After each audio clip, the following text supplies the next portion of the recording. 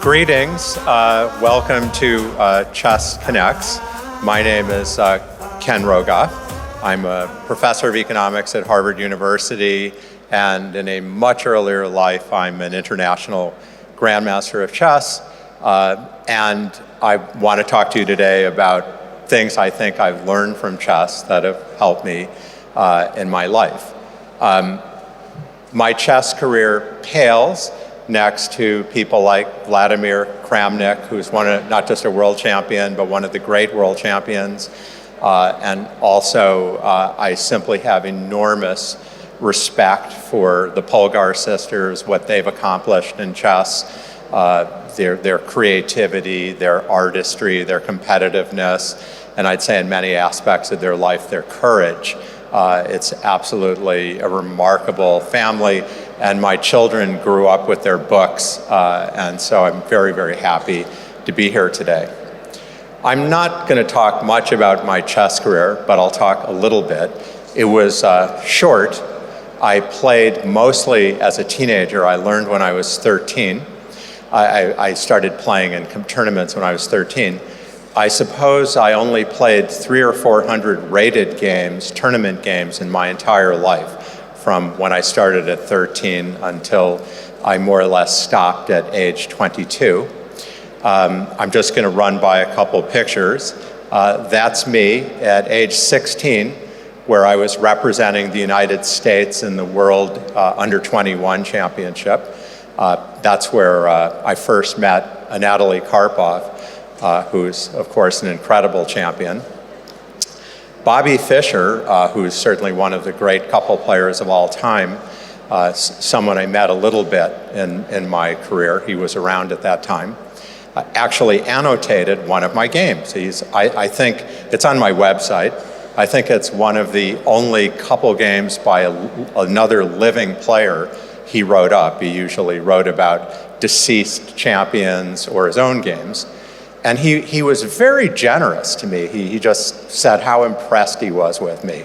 And I would say one thing I learned was, wait, I've just met Anatoly Karpov, and he says he's an idiot.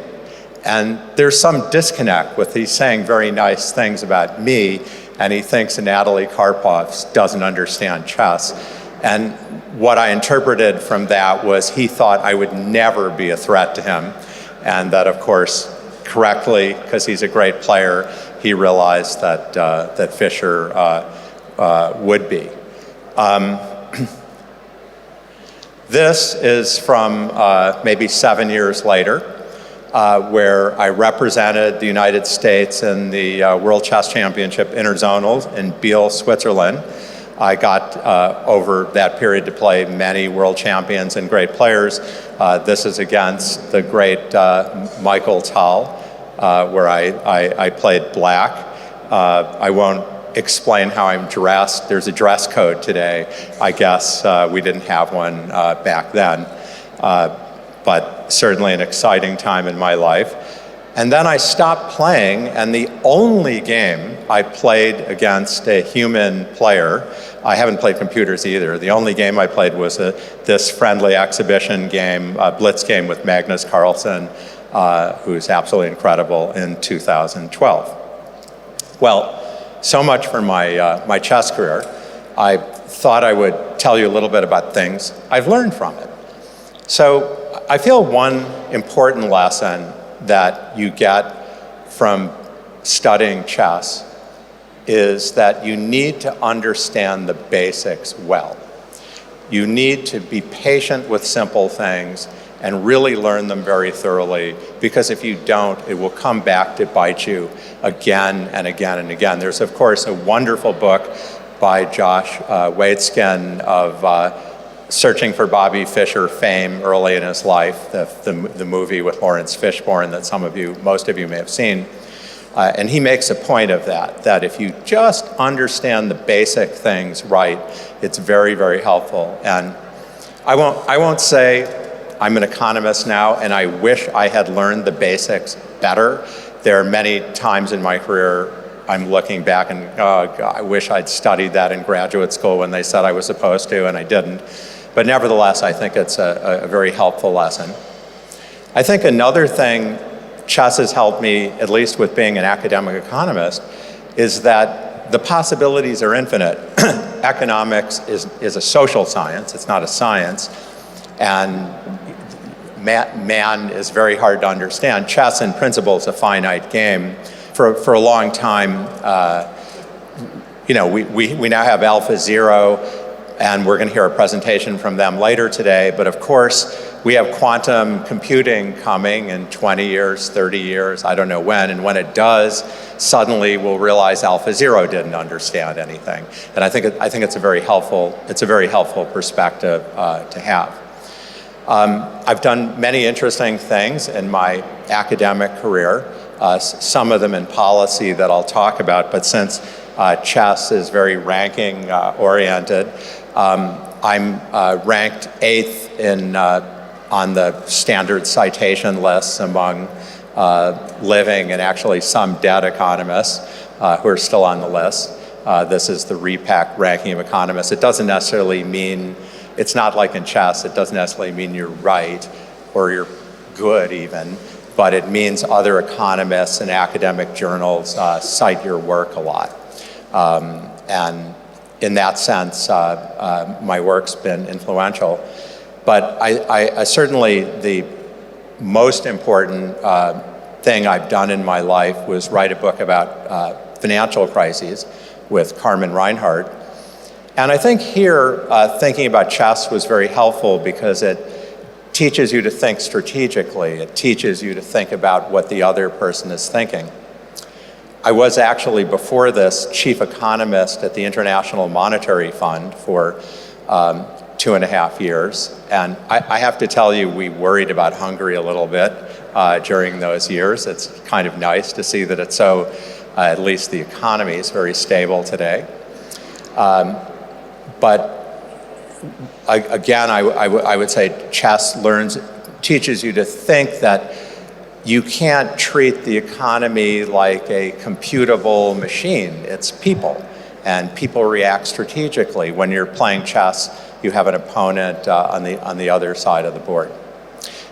This is the book that I wrote in 2009 that summarized, with Carmen Reinhart, that summarized a lot of our research. It has the ironic title, This Time is Different. It was not intended to be a popular book because it has a 200-page appendix. It has a lot of, we thought, original research. It looks at 800 years of financial crises and tries to look at the quantitative similarities across them.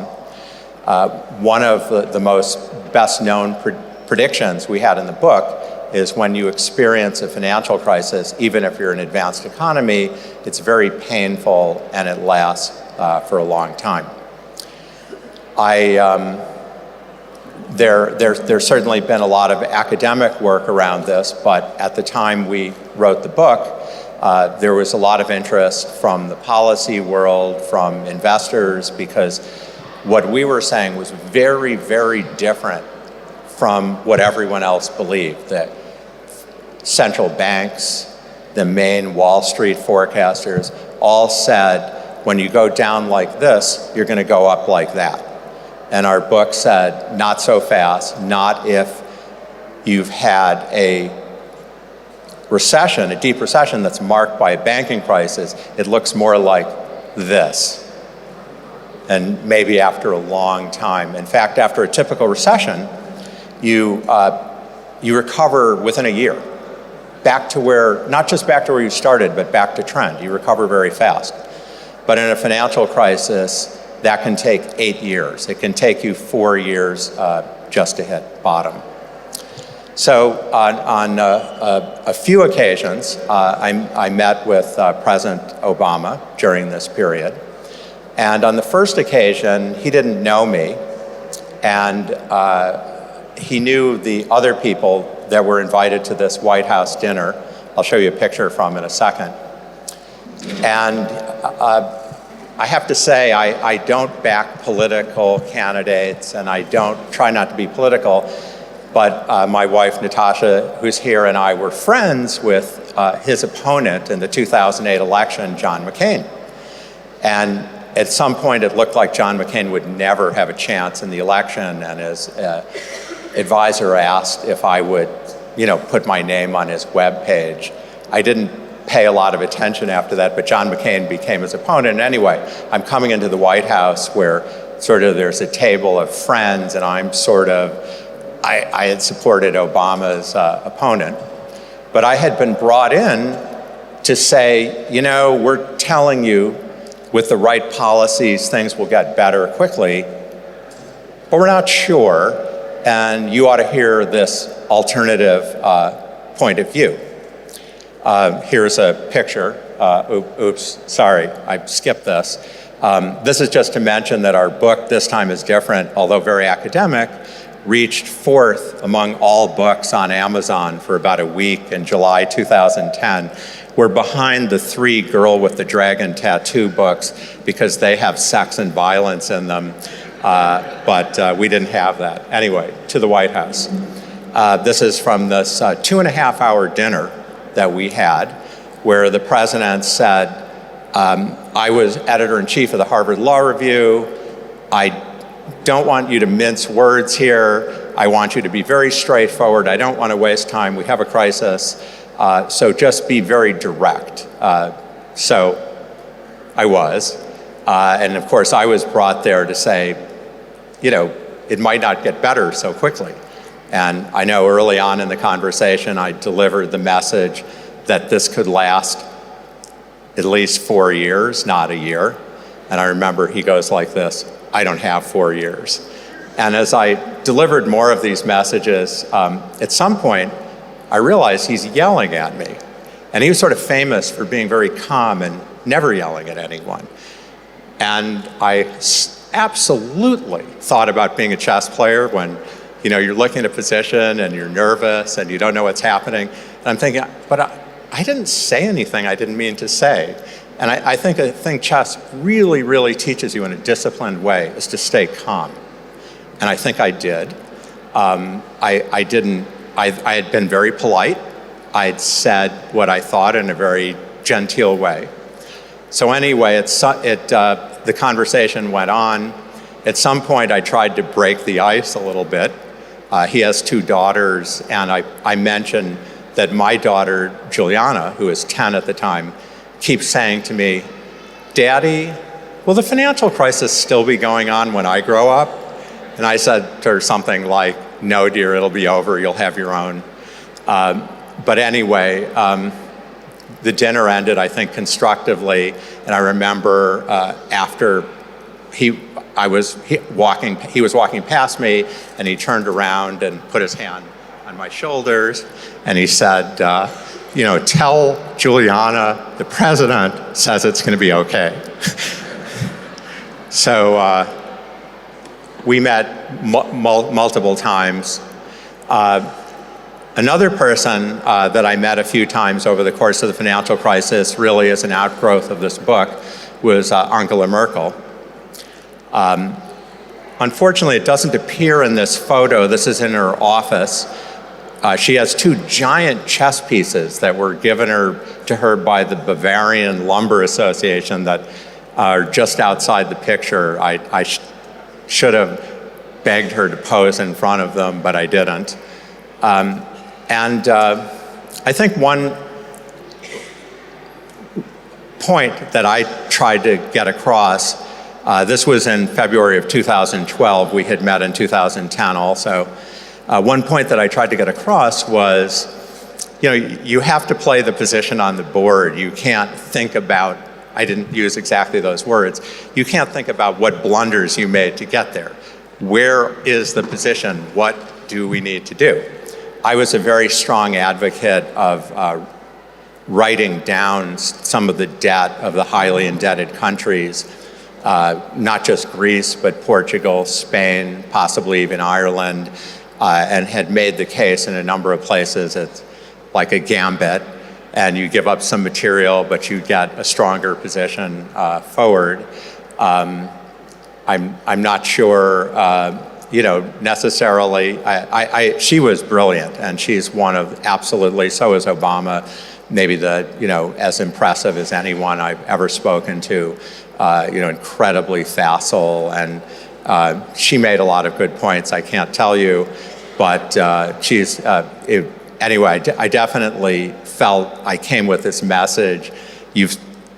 I said it very gently, but you screwed up, and you just have to take the position you have. And I think that is actually, again, we're not perfect. We're human. We make mistakes. And I think if you look at great players, their mistakes, when they make one mistake, it does not mean they're about to make another mistake. You look at just slightly weaker players, and you'll see their mistakes are correlated. They start making one mistake, they lose their confidence, they make another mistake. Over the course of the financial crisis, I met with many other groups of world leaders, China, also Latin American presidents. This is a picture of a meeting I had in 2010 with the Nordic presidents, Sweden, Finland, Norway. It also includes Iceland, Greenland, and I wouldn't have known this, but the Faroe Islands are all included in the Nordic presidents. At the time, Iceland was absolutely empty. It was at the height. I don't know if you would know this or remember this, but Iceland was one of the first places to get hit. I landed at the airport in Reykjavik. There was no one on the plane, almost. I fly Air Icelandic all the time. In fact, I flew here to get to Europe using Air Icelandic because it's cheap. Another lesson you learn from chess. There was nobody there, and a person comes up to me and he said, "Are you Ken Rogoff?" And I said, "Yeah." And I said, "Well, who are you?" "Oh, I'm the International Monetary Fund mission chief." I was the only other person, there to work out Iceland's problems. I think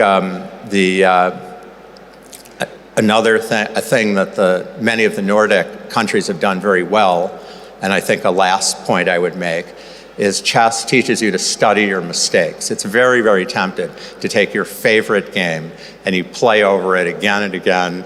Aren't I wonderful? Wasn't that fantastic? I'm such a genius. And we all do that.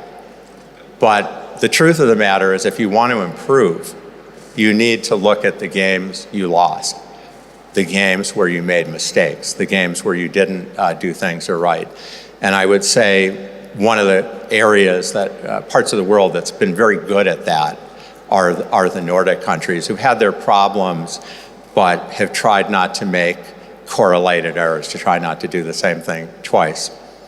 And then finally, I'll mention in my book with Carmen Reinhardt, one of the remarkable points we make is there's some countries that don't learn this lesson and just have a financial crisis again and again and again, which was good for our book, but not the way you want to govern your country. So I'm here in Budapest for the first time. I'm very glad it's not to see what's happening in a financial crisis and that hasn't happened. And I look forward very much to everyone else's remarks. Thank you.